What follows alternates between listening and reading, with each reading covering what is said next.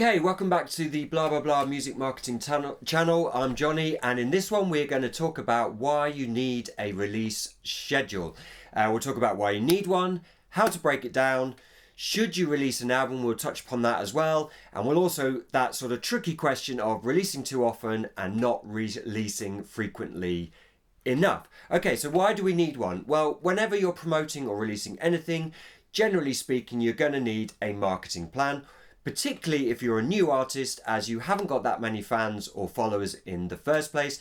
And therefore, if you don't have a marketing plan, you're going to struggle to create the hype and the momentum that you need to generate plays and followers.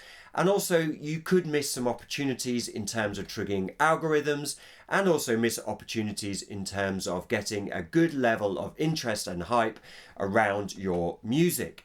So how do we break it down? Well, your release schedule should be based around, or in theory, one model you could use is the 3 single model that we discuss in video 8, so go and check that out.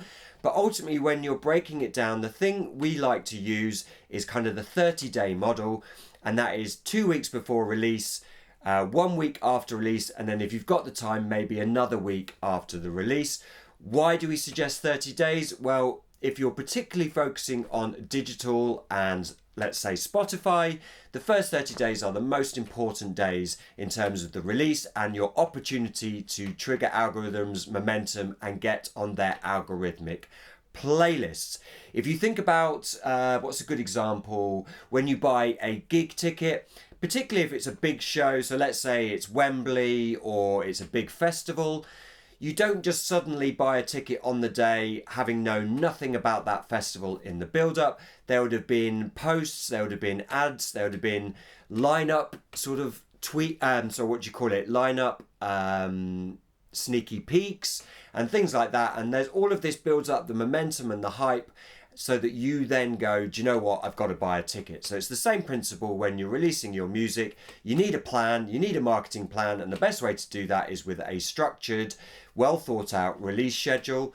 What we do with Blah Blah Blah Records is we set up a Google Sheet and we list all the dates. So the first 2 weeks building up to the release date.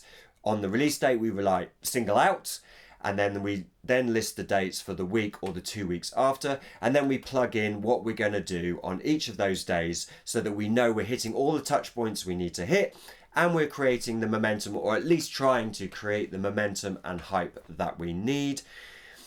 So our third thing is, should you release an album? Go and watch video 8. Generally speaking, we'd say no, but video 8 goes into that in a bit more detail, so do go and watch that video.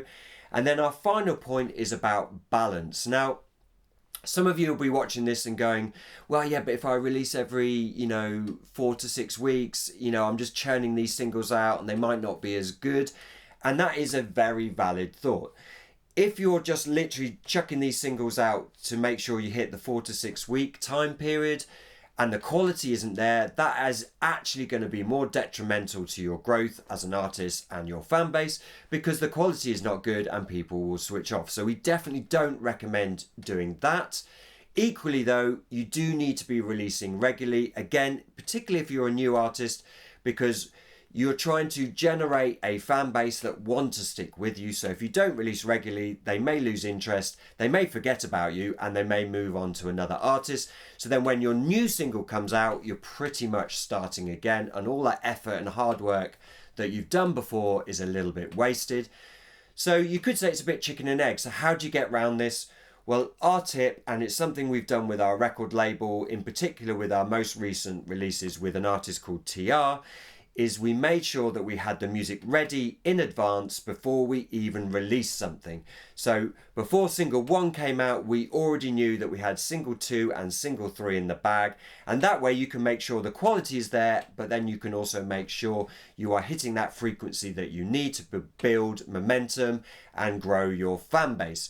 So there you go, that's the release schedule, why you need one, how to break it down, what to do about an album, go and watch video 8, and obviously that all important thing, make sure you've got a frequent release but without affecting the quality. I'm Johnny, this is the Blah Blah Blah Music Marketing channel, and our last video in the series, which is coming up, we look at the big subject of ads versus playlists and how you should use those, what you should use and why.